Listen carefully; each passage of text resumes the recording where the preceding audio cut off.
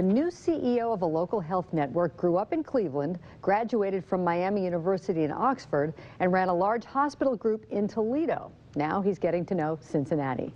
On the Business Courier front page centerpiece, Arturo Polizzi is navigating a new direction for the Christ Hospital. Polizzi says he wants to empower the health network's 6,200 employees so they have what he calls a bias to action, getting everyone at all levels engaged and feeling they can make decisions that will get things done.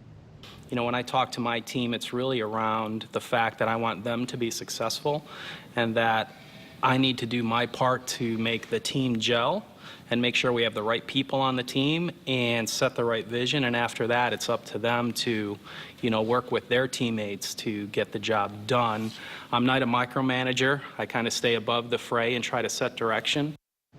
Polizzi is the son of Italian immigrants who worked in factories while chasing the American dream. In addition to earning his undergraduate degree at Miami, he has a law degree and an MBA.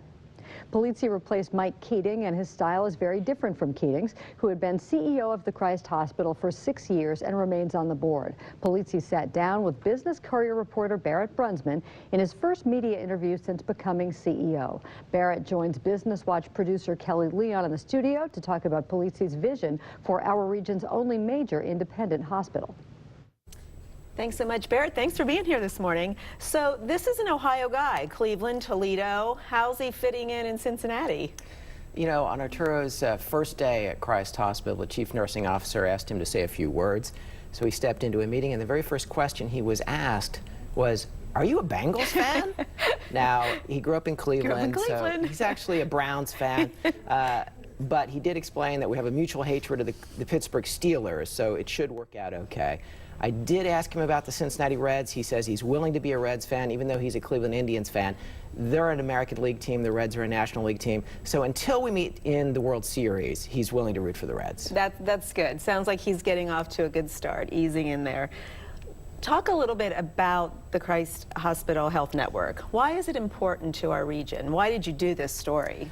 Well, Christ obviously takes care of thousands of patients throughout Greater Cincinnati. They have 7 ambulatory centers throughout Greater Cincinnati, as well as the main hospital in Mount Auburn. Right. In addition to that, Christ is the 13th largest employer in our region.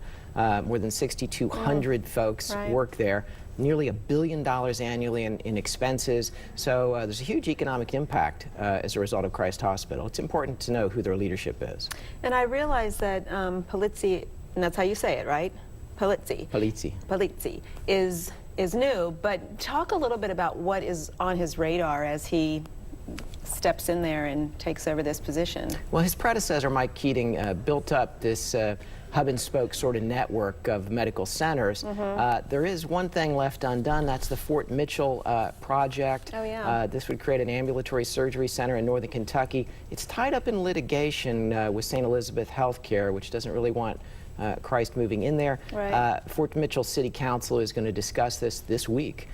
So that's one of the things. In addition, he's focused on things such as IT and HR, as well as expanding the types of services that Christ offers. So you sat down with him one-on-one. Any tips for all those Christ Hospital workers out there, or, anything they should know about their new boss? Well, I did ask him what his pet peeves were. The first one was complacency, but the second of all, you might not want to pull out your smartphone when you're in a meeting with the new CEO. He doesn't really like it when people text or email while he's in meetings. Kelly, I had to admit to him that I'm sometimes guilty of that myself in Business Courier meetings. Oh, yeah, I would never do that, actually, but yeah, right. And he also doesn't wear a tie. That's a little bit different from their old boss. He's a no-tie guy. He comes from a blue-collar background, as we noted in the lead-in, a casual approach, and he also likes to smile a lot, so keep that in mind. Well, that's nice. All right, well, best of luck to him. Thank you for doing the profile and bringing it to us. And